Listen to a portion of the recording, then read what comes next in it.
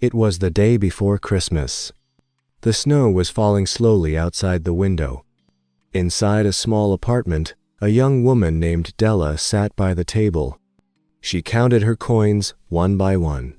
She had saved for many weeks, but now she had only $1.87. She looked at the money in her hand and sighed. "Only this?" she whispered. "How can I buy a gift for Jim?" Jim was her husband. He was a kind, quiet man. They were poor, but they loved each other very much. Della walked to the mirror and looked at her hair. Her hair was long and brown, thick and beautiful. She combed it gently and looked at herself. Then, suddenly, she stood up. She put on her old brown coat and hat and ran down the street. She stopped at a small sign, Madame Sofronie Hair Goods. She opened the door. A cold wind followed her inside. "Will you buy my hair?" Della asked. Madame Sofronie looked at her, then nodded. $20, she said. Della agreed quickly. In a few minutes, her hair was gone. She held the money in her hand, $20. Della walked through the streets, looking in many windows. She wanted to find the perfect gift for Jim. Something simple, something beautiful, something he would love. After a long search, she saw it. In a little shop, behind a glass, a chain, a simple, elegant gold chain. It was perfect for Jim's pocket watch.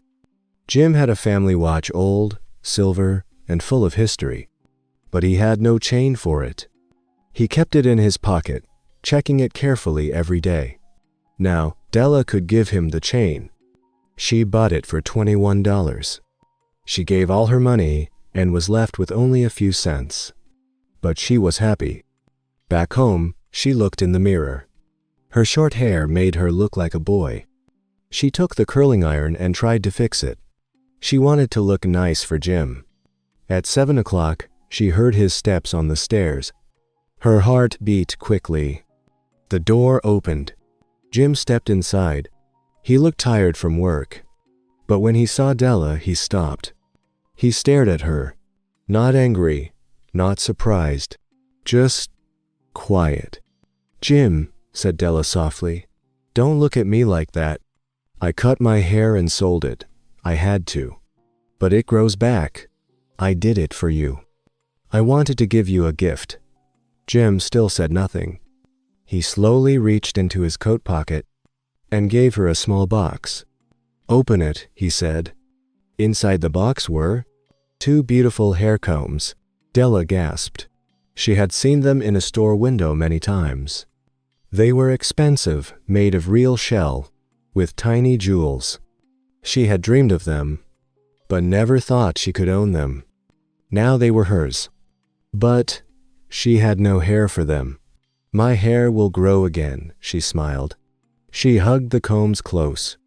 Then she remembered. She ran to the table and gave Jim her gift. "This is for your watch," she said. "A chain, real gold, simple and strong." Jim looked at it and smiled. But then he sat down slowly. "Della," he said gently, "I sold my watch. I sold it to buy you the combs."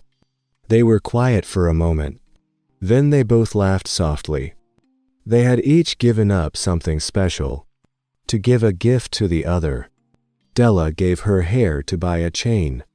Jim gave his watch to buy combs. They had nothing now, but they had love. They had each other, and that was enough. In the Bible, the Magi were wise men. They gave gifts to baby Jesus, gold, frankincense, and myrrh. Della and Jim also gave gifts. They were not rich. They were not kings. But they gave with love. And that is the greatest gift of all.